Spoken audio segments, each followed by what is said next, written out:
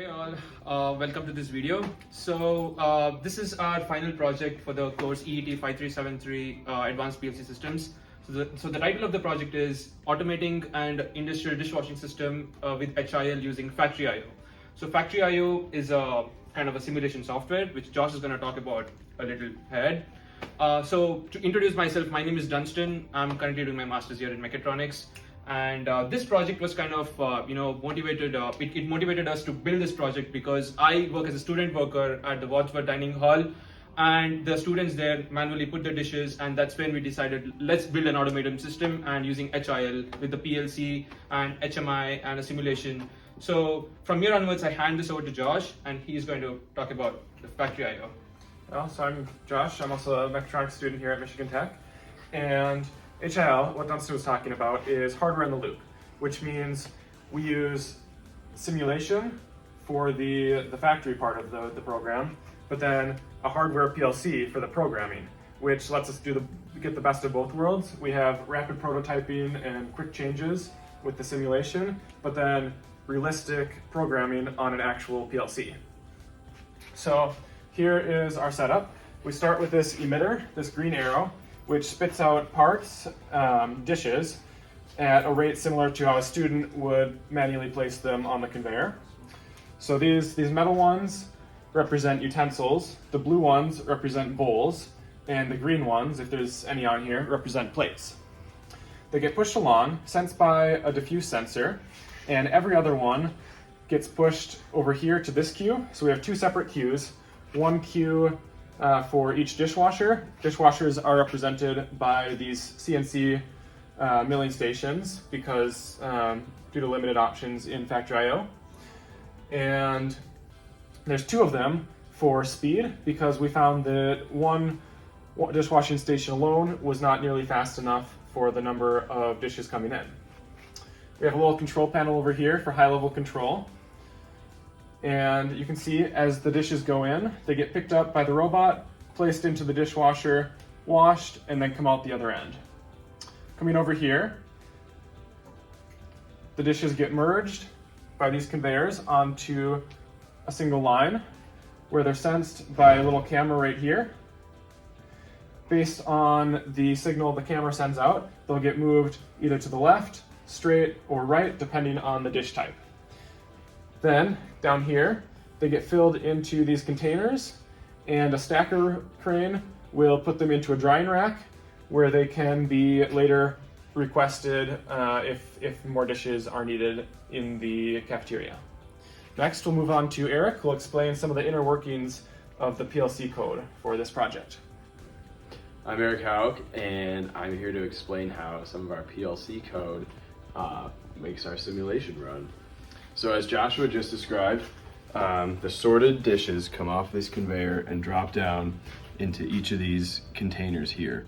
So once a container reaches the set limit, it will signal to the crane to come pick it up and put it on a shelf. So this is done using what's called a FIFO, which stands for first in, first out. So the boxes that fill up first are the first boxes to be picked up and put on the shelf. You'll see shortly when a box is picked up by the crane, but this entire pickup and drop-off sequence is done using a subroutine and a sequencer in our PLC code. So we have some very fine motions within the crane that are highly coordinated between each other to gently pick up a box and place it on the shelf.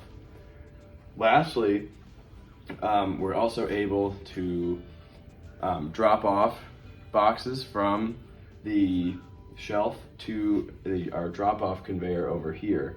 So when the operator signals on their HMI over here, the crane will go and grab a box from the shelf and bring it back over to our unloading conveyor to be used by the operator. So this command can be set to pull a set number of boxes or just to pull everything off of the shelf all at once. Hi guys, my name is Joshua, and here's an HMI. It's more like a graphical user interface for an operator to actually control the whole system. So right here we have a welcome screen that gives access control such that operators have different access to different display screens while others don't. So right now we have one of the operators logged in named Josh, and then yeah, you could log in password and the rest. So while Josh is logged in, now he has access to everything. So on main control, we could start up the robot. Right now we have the system stopped and the stacker light is red. So once we start that on, stacker light goes green and then the system goes on. And we could also stop here and then it stops.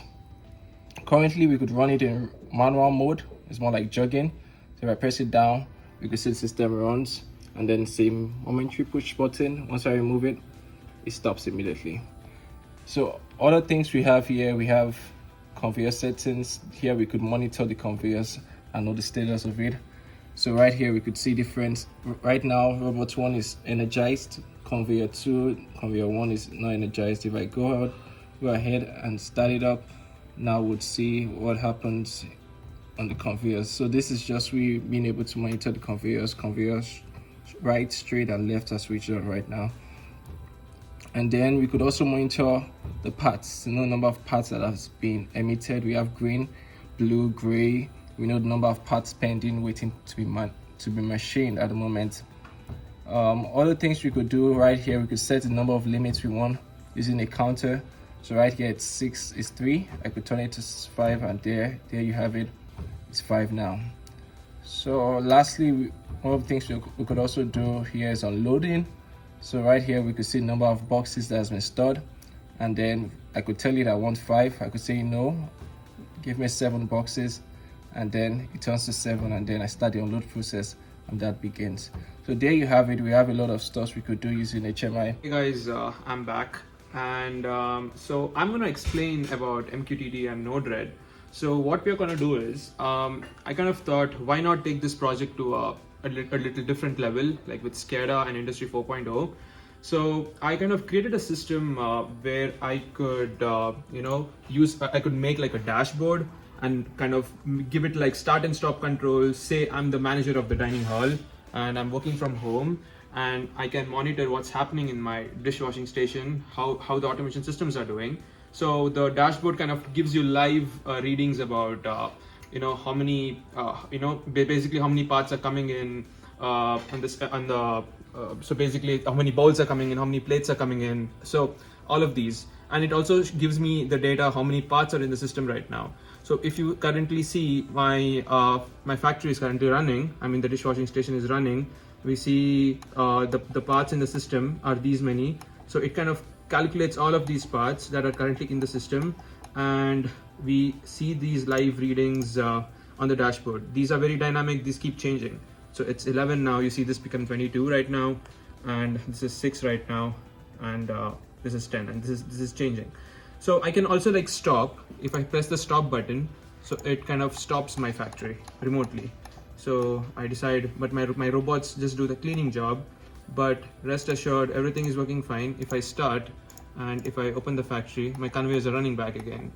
So the disadvantage of having this kind of platform is because you can use this on remote devices, and I have used a broker called MQTT broker called Mosquito, and using Mosquito you can you can create admin rights to a device. You can set a username, you can set a password, and any device, if you know this particular ID, you can enter the dashboard, you can monitor, you can control.